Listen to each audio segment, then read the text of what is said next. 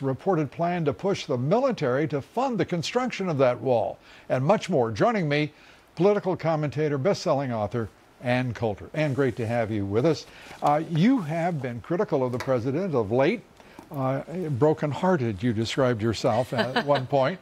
Now with a wall rising along that fence that you saw there.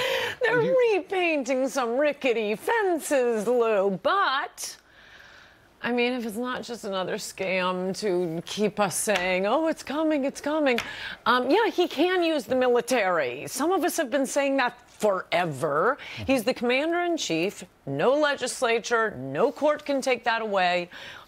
He has full authority to repel an attack on the border. I mean, even though I was on a tweet storm last night, I got in rather late, and I was a little intemperate in some of my tweets. Oh, no. I'm sorry about some of the language.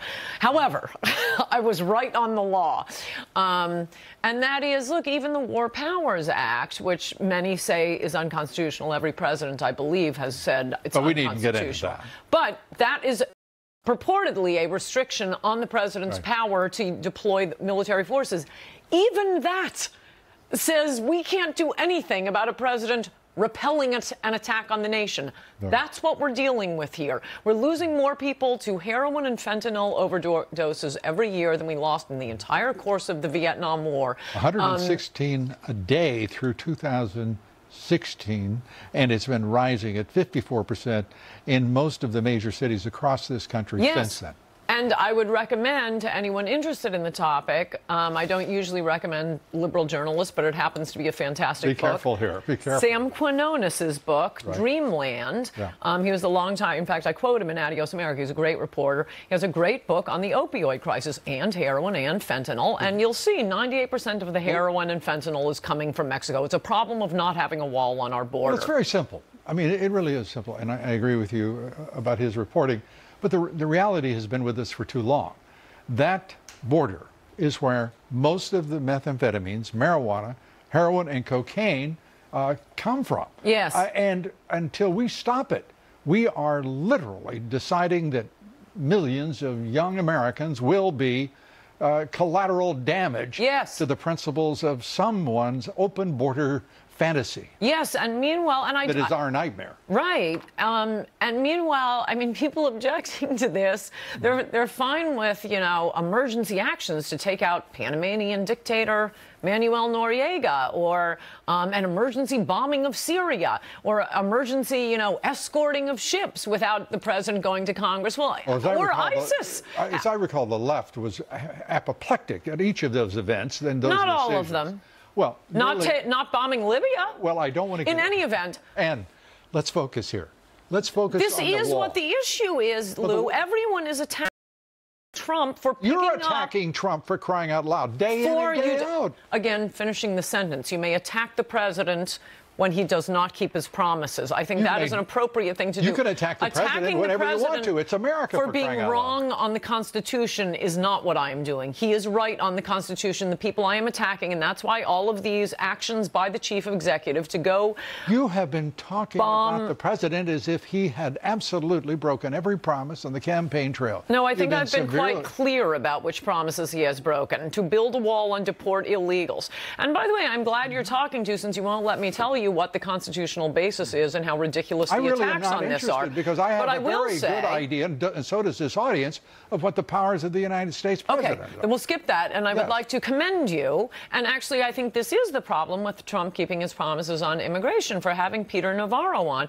I mean, in the case of the White House, or the trade issue, at the White House, you have Peter Navarro and you have Wilbur Ross. They are fantastic. They are giving the president good advice. When it comes to immigration, there is no one in the White House giving him good advice. Everyone, it is 10 feet deep with people who oppose the wall, who want to amnesty dreamers, and none of that's happening. Someone has convinced this president that DACA is not a Democratic issue, but one that he concedes from the Democrats. And I happen to agree with you here. Whoever is advising that somehow Hispanics and illegal immigrants will convert suddenly to the Republican Party. Well, first of all, they must drink with Paul Ryan in order to get that delusional. Or Karl Rove. And they're absolute fools. Yes. Okay. So, and by the way, those fools are often funded by the the person you mentioned, Karl Rove, and all of his buddies at the Chamber of Commerce and the Business Roundtable.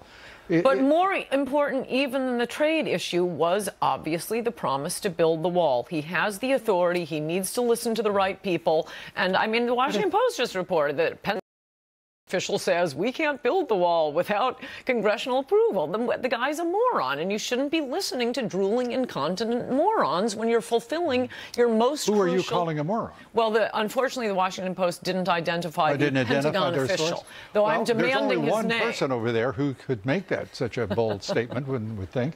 But certainly General Mattis would not, because I'm certain he wouldn't want to... It was Pentagon official, who knows? Yeah. It could be Jerry Kushner. Well, he is the one official that... Because he's running the entire government. Let's turn to, you called him a shallow, lazy ignoramus, just for the record, and now you seem to be making some sort of accord with him. No, before we go too far down... I called him that during the campaign, and in Trump we trust. That was part of the reason. And have quoted yourself ever since. Yes, I have been. No, but that was part of the reason we trusted him. I mean, a switch changed with him. As I described in Chapter 2, yes, we might have wanted a more elegant person to make these arguments. We're voting for him for the policies. And then I realized... Well, I sure as hell didn't. And millions of other Americans didn't want an elegant... Again, was halfway through the sentence. And then you realize... Hurry to the best part. And then you realize...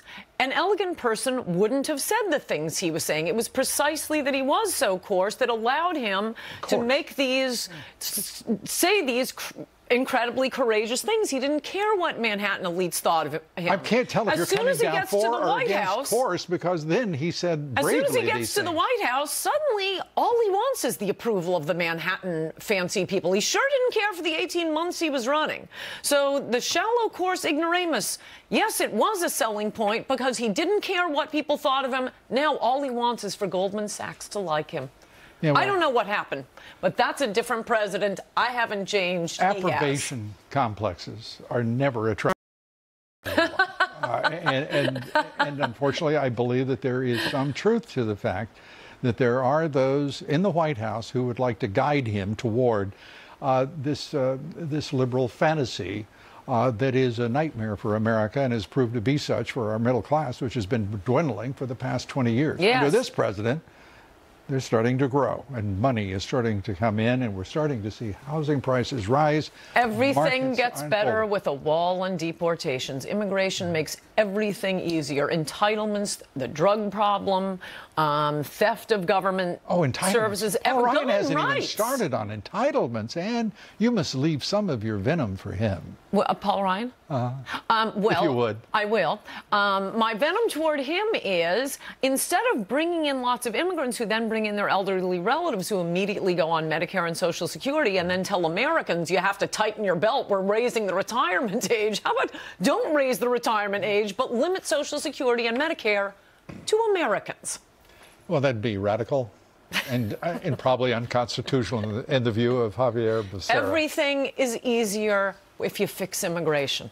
You know, I find everything easier with this president in the White House doing his very level best. He needs a few other people in the White House who don't oppose everything he said about immigration during the campaign.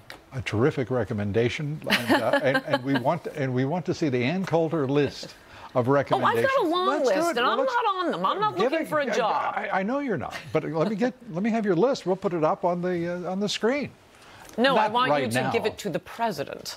We will give it to the president. We don't need it on the screen. I want it on the screen as these are the people he's hired. I'll put it in the finest parchment and hand it to the president. Ann Coulter, always great to see you. Great to see you. Thanks so much. Up next, President Trump putting workers and companies, American workers and companies,